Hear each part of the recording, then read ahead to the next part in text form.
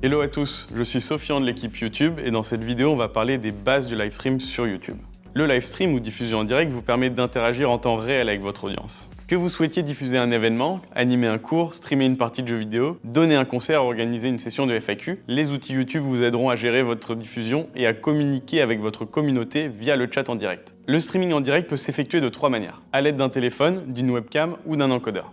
Le streaming via une webcam ou un mobile est idéal pour les débutants et permet de lancer une diffusion rapidement, alors que le streaming via un encodeur permet de créer des diffusions plus sophistiquées. Voici un aperçu de ces 3 options. Vous pouvez diffuser en direct depuis votre téléphone avec l'appli YouTube. Pour ce faire, votre chaîne doit compter au moins 1000 abonnés et votre téléphone ou tablette doit bien sûr disposer d'une caméra. Cette option vous permet de diffuser où que vous soyez, même en déplacement, par exemple pour filmer des événements ou des moments importants. Tout internaute disposant d'une chaîne YouTube peut diffuser du contenu en direct depuis sa webcam. La plupart des ordinateurs étant dotés d'une caméra intégrée, vous n'avez pas besoin d'équipement ou de logiciels supplémentaires.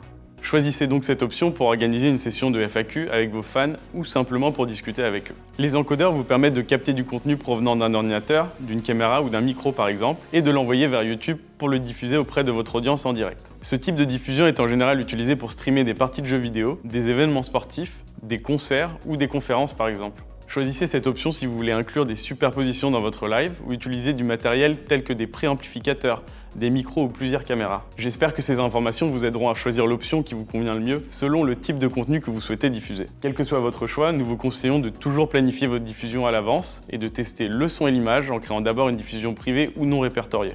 Ça vous permet de vous entraîner et de vous familiariser avec les aspects techniques d'un live stream. Une fois que tout est prêt, pensez à informer vos spectateurs sur les diffusions à venir. Et n'oubliez pas que tout contenu diffusé en direct doit respecter le règlement de la communauté et nos conditions d'utilisation. Si c'est la première fois que vous streamez, vous allez devoir suivre quelques étapes avant de vous lancer. Si ce n'est pas déjà fait, vous pouvez accéder à la validation sur youtube.com/verify. Il vous suffira de fournir un numéro de téléphone. Notez que cette procédure ne permet pas d'obtenir le badge de validation qui s'affiche pour certaines chaînes sur YouTube. Ensuite, vous devez activer le streaming en direct pour votre chaîne.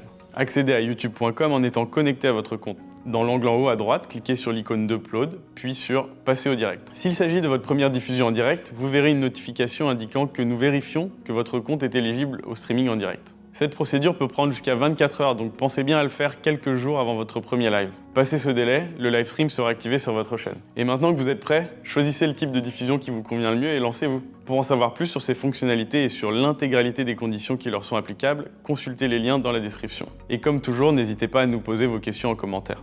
Merci de votre attention.